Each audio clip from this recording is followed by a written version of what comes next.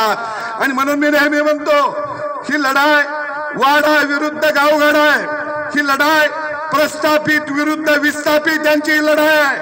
आणि म्हणून खऱ्या अर्थानं या मतदारसंघामध्ये पवार साहेब कुणाला बी देऊन देतील। काय काय म्हणते ती साहेबांचं वय 84 आणि सभा आता 84 घेणार आहे। आता साहेबाला काय काम आहे?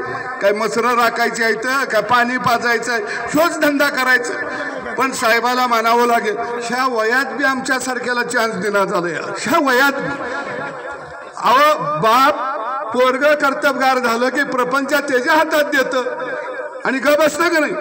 पण हे म्हातारं खडूस आहे, तिजोरीची किल्ली कमराला लावून हिंडतया। अजित दादा किल्लीकडे बघून बघून म्हातारं झालं।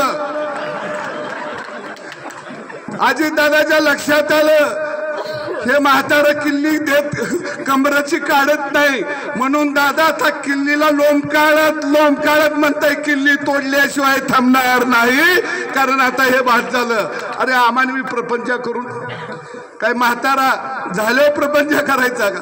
आणि म्हणून दादा सुद्धा मोठ्या ताकदीनं खऱ्या अर्थानं विकासासाठी हे भारतीय जनता पक्षाबरोबर आले।